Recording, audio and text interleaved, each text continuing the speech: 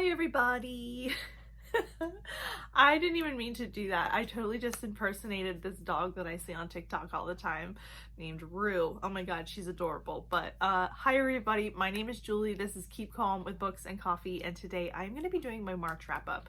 This is the third time I've filmed this video because I have struggled to film this. So we're going to jump in. I'm going to try to make this short and sweet and thorough, and hopefully we will like the way it turns out this time. I just filmed it when I was exhausted both previous times, thinking that was gonna work, and it just didn't. So we're gonna jump into things. So we're gonna start out with just a couple of stats, and then I will jump into the books that I read in March and go through them. I usually go through everything in the order that I read them, so that's how we're gonna do it today. In March, I read 7 things. I DNF'd 1 of those. I read 1,876 pages and listened to 23.95 hours of audiobook. March did not feel like a great month for reading for me. I have been struggling a bit this year. I think I've talked about that in pretty much every wrap-up, but I didn't have a lot of time in March. March was extremely busy for me. That's part of the reason I think I've dropped off the face of BookTube for the past couple of weeks. It is finally warm here. Like, this week is the warmest we've had all year so far. Today is like a beautiful like 75 degrees, but till I edit this, we're probably going to be back in the either we're going to be in the super hot because it's supposed to be 90 at the end of this week, or we'll be back in like the 70s 60s till next week. So we'll see where we end up. But yeah, I read a bunch of different genres. I read horror, I read paranormal romance, I read regular romance, I read historical fiction. I read a lot of different things. And what else did I do? I don't know. I need to get I'm hoping till next month my TBR stats will be back on track and I can talk to you a little bit more about those, because I have not been doing a good job of keeping track of them. So till next month, I'm hoping I'll be back on the bandwagon with that, but this month is still no TBR stats. I think I'm finally reducing things though this month. We'll see till next month. Anyway, let's jump into the books. The first thing I read in March was The Song of Achilles by Madeline Miller. This is something that I have wanted to read for a while, but I finally picked up a physical copy of it last year, and I'm really sad I don't have my physical copy here to show you because it's beautiful.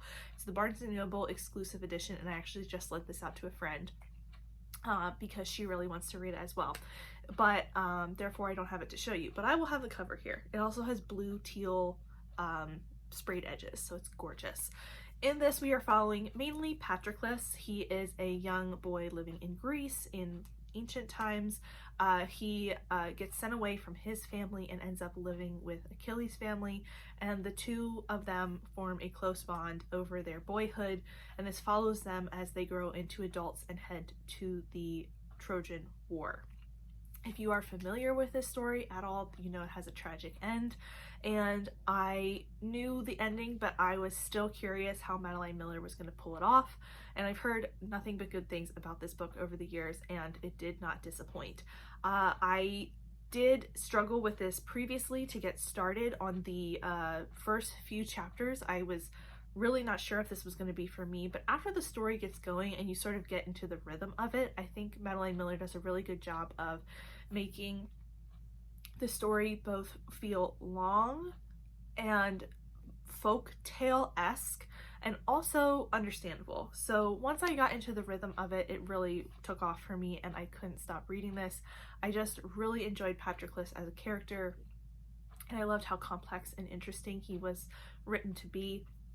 And I really loved the relationship between Patroclus and Achilles and how it developed over their lives, and their developed from friendship into something more as they got older. And it was just a really beautiful book. It was written so beautifully, and it absolutely destroyed me at the end. I thought I was prepared, and I was not prepared. It totally destroyed me. I definitely recommend this. It was so good. I really love the retelling of the myth, and I just had a great time with this. 5 out of 5 stars. Next up was This Poison Heart by Kalynn, Bayron, and this is the story of Briseis. This is another Greek retelling. In this one, though, we are talking about the story of Jason and Medea. And in this, we're following Briseis, who is a teen living in Brooklyn with her two moms. She's adopted, and she has a power over plants that she doesn't know where it came from. She and her moms run a flower shop in Brooklyn, and Briseis's power over plants and the ability to grow them really helps them out in the shop. However, she doesn't have the best control over this, and when a lawyer comes and offers them the estate that Briseis's biological family has willed to her, they decide to take up the chance to both let Briseis stretch her powers and also explore this like free house that they are given. This was so good. I really loved this. Over the course of this book, I think it didn't stick to very many YA tropes. There were definitely moments where you felt like, oh yeah, this is a YA, and it got more like that towards the end. But the mystery and intrigue and the development of these sort of strands of the story were so interesting and well done over the course of this. I think the author did a really good job of making Bri seem very relatable, both in the way that she incorporated pop culture and sort of current references, as well as the things that she talked about with Bri having to deal with her moms and her family and friends and different modern problems that she had to approach. I really loved this. Like I said, had a great time with it. The ending got me really good. I was super interested to continue. I'm waiting on the audiobook from my library. That's the only thing that I struggled with. I struggled to read this physically. I had to switch over to the audiobook, but I think that was more of a me problem. But yes, I am very excited for the next book, and I believe it's just a duology, so we will only have to read one more and then we'll be done. It's fantastic. Next up was The Pledge by Dietrich. This is a queer slasher horror modern contemporary story in which we're following Sam, who is a young man who, on a trip with his boyfriend to a cabin in the woods, they're like having a fun weekend with some friends. Someone comes into the cabin that they're staying at and attacks people. Several people are killed. Sam survives, but he has to take on this killer and kills him himself. After this, Sam suffers from extreme anxiety and PTSD, and he decides that when the time comes, he's going to start over fresh in college and get away from his hometown. But over the course of the first few weeks of the semester, Sam joins a fraternity, and then brothers from this fraternity start disappearing. Well, they don't disappear, but they are killed, and Sam finds out that the killer is after him. So that's where this kicks off. I had a really good time with this. I read this on sprints in 4 or 5 hours. Like, I just couldn't put it down. It was very compelling, very easy to read. I think in the end, the major thing that ended up making this book hard for me to rate, it definitely lost like an entire star for the ending. I don't want to go into spoilers too much, but I just feel like the ending didn't fit with the rest of the book. I did like so much of this otherwise. I really loved the plot threads and the red herrings that the author created, that Cale Dietrich put in there.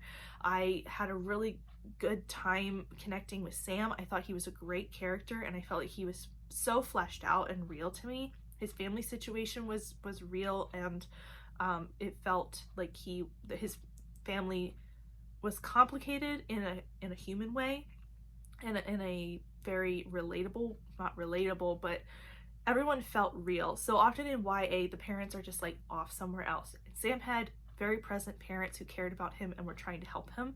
I really liked that about this.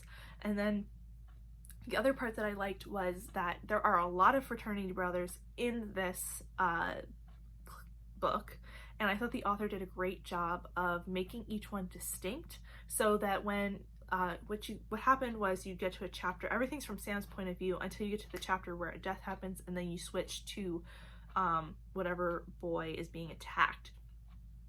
And for this, I think it did such a good job, because when we switched to those perspectives, right away I could be like, it was this one or that one or this one. Like, I didn't know a ton about them, but I had a pretty clear picture of who which brothers we were switching to. Like, there were a couple defining features about each one that made me like click in with them, that I had sympathy for them, I was worried about them, but they didn't become these like distractions to the plot of Sam. And I think that really kept the story going, that we didn't get bogged down in like who exactly these characters were when they were mostly there to get killed. But yeah, the ending really killed this for me. I still enjoyed it. I had a good time. I just was really disappointed in how the ending came about. Next up was Bayou Moon by Ilona Andrews. This is the second in the Edge series by the Andrews, and this is a paranormal romance series. In the first book, we follow different characters, and then we move into this book. The Edge series is about a world where 3 different kind of planes of existence exist in our world, sort of. It's very confusing to try and explain. However, there's the modern, world that we are familiar with that pretty much works the same. There is a full fantasy world that has magic and castles and all of that good stuff. And then there is the Edge, which is in between these 2 worlds, has some magic, has some modern technology, and people kind of pull from these 2 fully magical and fully non-magical worlds to create what they want in the middle. We're following William and Cerise in this book. This one's really fuzzy for me at this point. I read it, and we're following these 2 characters because they need to help each other, essentially. William is on a mission from a government in the magical realm, and Cerise is from a swamp town in the Edge, and she is trying to find her parents. So the 2 of them end up teaming up through a series of circumstances, and they are also attracted to one another, so that also adds an element here.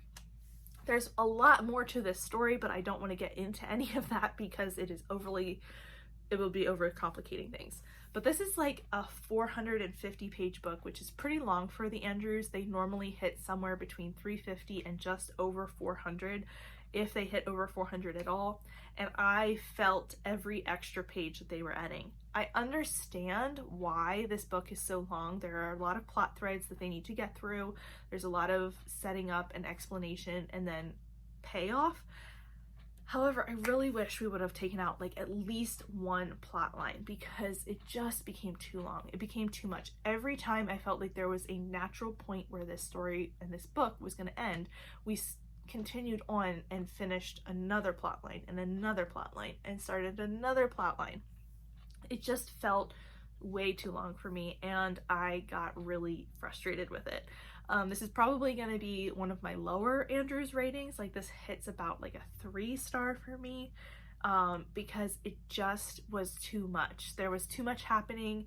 Even though I understand logically what they were doing, I just feel like this could have been split into 2 books or a novella, or done a little more skillfully. This is pretty early in their career, so I know that they didn't have all the skills that they have now, and they haven't written all the books that they have now to like execute this better. But that's what I want, because I've seen them do really complicated plot lines and really complicated stories much more succinctly, much more in a way that was much more compact and interesting and action-packed. This felt like a lot of rinse and repeat. We were going to go do this thing, we came back. We went to do this thing, we came back. Like, it was just a lot of circles, and I felt like we were doing very similar things over and over again until we got to the end, and then everything happened. So yeah, this wasn't my favorite. I will continue on with the series because I need it for another series, but this is definitely not in my like top Ilona Andrews series. Next up is The Magpie Lord by KJ Charles. This is a book I have talked about a lot here, so I will try to be brief. In this, we're following Lucian, who has come back from China after being banished there by his father 20 years ago. His father and brother have both died, and he has inherited the estate. So he comes back to try and settle everything. He's not really interested in staying in England, and he just really wants to get it all figured out and leave. However, there is some serious dark magic going on here, and Lucian enlists the help of a magic worker named Stephen Day, who works in London. The 2 of them meet and try to work out who is attacking Lucian magically, while also becoming very interested in one another. And I love this book. There are some very dark themes in here. The book actually, trigger warnings here, kicks off with a suicide attempt, so definitely check out that stuff if you are, that is going to be something Like, it's dark, it's vicious, it has a lot of triggers, but I love this book. I simply love it. It is a slump breaker for me. It is a fast-paced and interesting read. It's dark, it's twisty, but I love these two characters, and I usually just reread this book and have my slump fixed. So I did it again. I have read this so many times over the past couple of years that it should not hardly be considered a reread, because I just like can read it so fast because I'm familiar with everything that happens. My DNF for the month was The Genesis of Mercy by Neon Yang, and I really wanted to try this out. It was a sort of like buddy group read for a Discord that I am a part of, and in this I can't even really tell you what this is about because I barely got 2 chapters in and I didn't really understand the synopsis. But I mean, I did when I read it, but till the time I came around to reading the actual book, I kind of forgot about what the synopsis was, and now I've forgotten even more because I DNF'd it.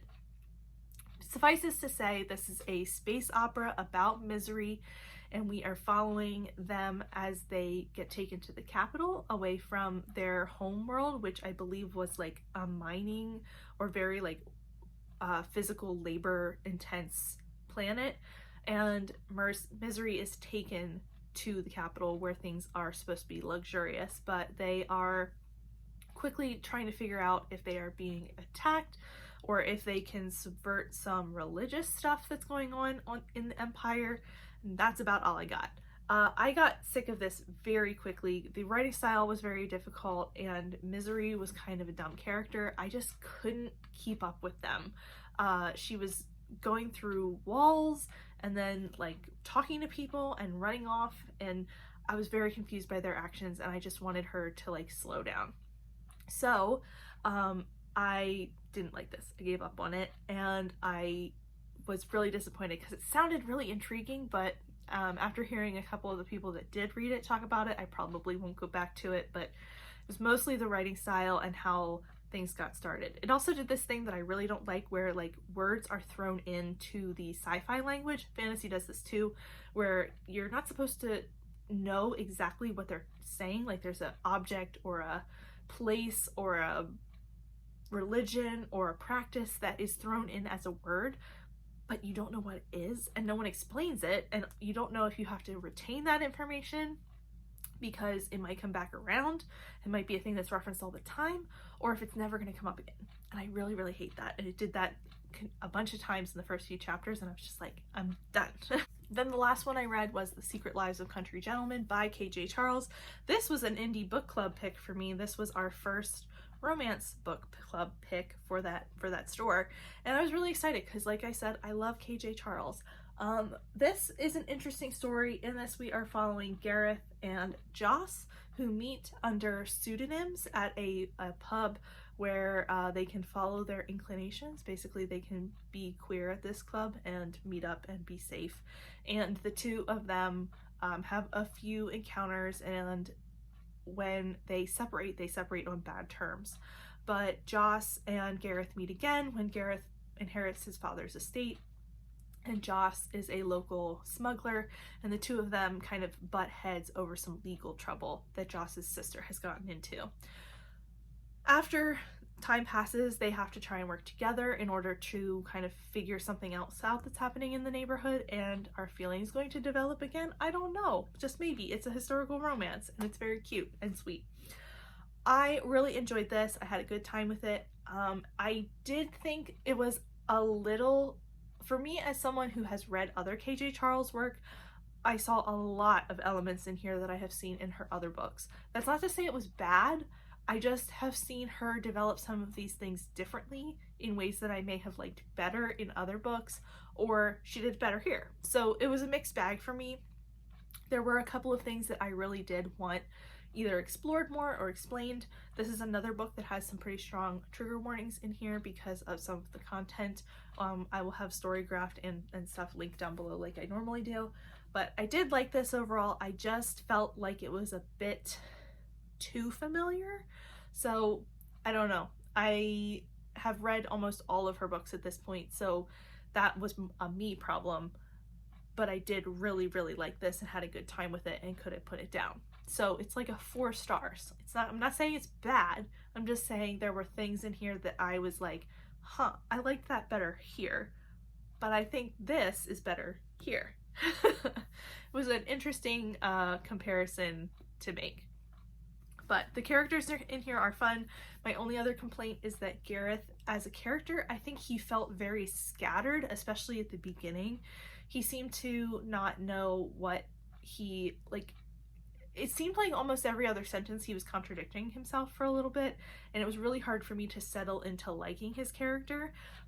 And I'm not sure why that was, but that was really difficult for me. I felt like he was kind of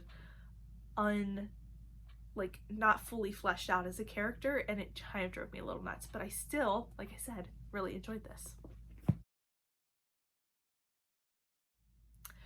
Anyway, that's everything that I read in the month of March. I know it is mid-April at this point, and you might get a mid-April wrap-up because it's really hard for me to do these end-of-month wrap-ups and not remember anything about the beginning of the month. So I'm going to try to continue to do mid-month wrap-ups even if they are small and short.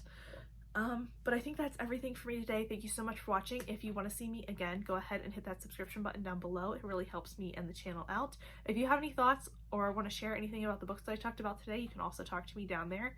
Thank you so much for watching, and I will see you next time. Bye!